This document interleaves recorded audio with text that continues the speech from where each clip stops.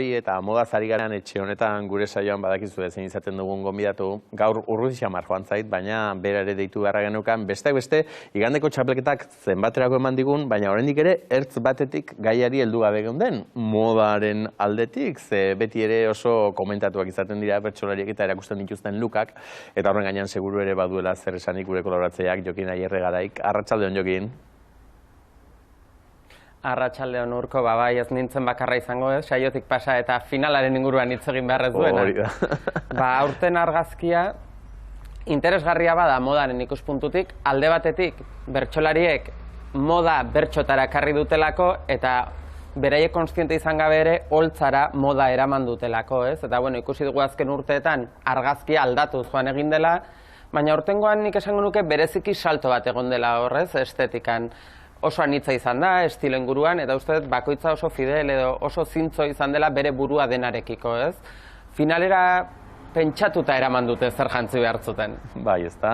Izan ere ariketa hori egin dugu eta duela urte batzutako txapelketen finalak ere bildu ditugu orain ikusiko ditugun irudietan alderaketa nabarmenagoa izan dadin, ez? Garai baten beti txista ere egiten genuen, marradun kamisetak eta halakoak izaten zirela gehien bat, palestinoak ere bai garai batean, magoizko galtzak, hor argi dagoena da, koloretan, ez dakit kolore askorik sartu dugun, ze oraingoan alaiak sartu zuen kolore apur bat, baina gainerakoak ere nahiko monokromatiko zihoazten, baina garai batean ikusten da beltzetik eta urdin ilunetik ez dela inor mugitzen,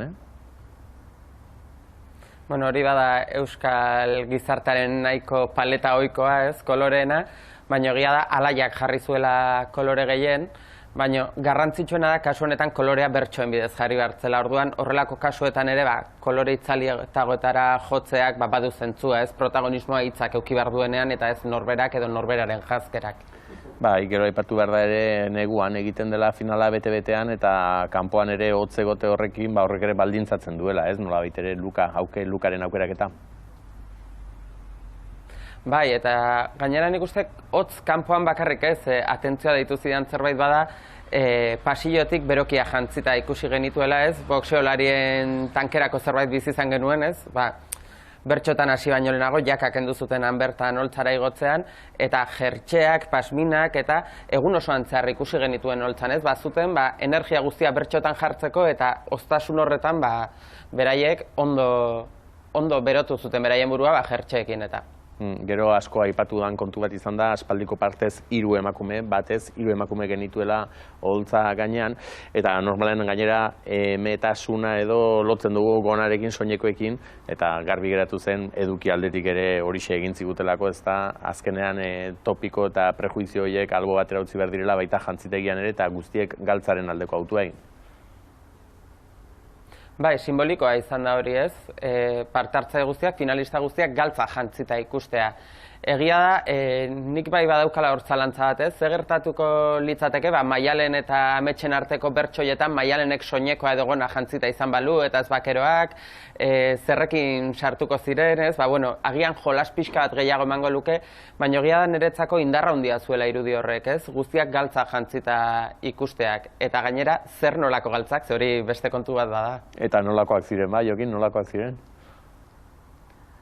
Pitilloak, galtza pitilloak guztiek, eta egia da joera kontrakoa denean, ez? Galtzak zabaltzen ari diren honetan, badirudi euskal simbolo bilakatzen ari garela pitilloak, eta ea nola egiten dugun hemendik aurrera dendetan topatzen ez ditugunean.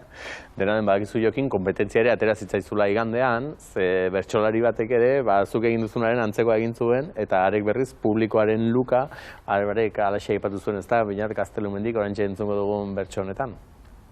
Lehenbizikoa joan da hau bigarren proba, lehen begira egon naiz areto ondora, beroki distiratxu ta txandalak moda, hango mai, hango aulki, hango kantinplora.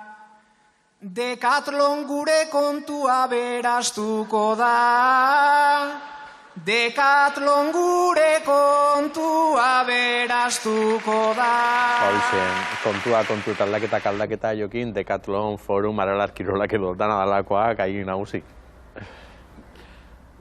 Bai, kirol munduari lotura asko daukagu hemen Euskal Herrian jazteko orduan, baina egia da publiko artean irudiak ikusten zirenean ez, aniztasuna handia ikusi nuela, ikusi daiteke baten bat leopardozko txaketa bat jantzita, bakero asko ikusten dira txandar galtzak beharrean, eta bueno, nik uste, baina jantziagoa zegoen jendea, egia da atentzua daitezuela esport estilo horrek, eta Beñatek ondo hartu zion puntua. Egia da, Beñaten estiloa ere badela, ez? Pixka bat, kirol arropa horretan eroso sentitzea.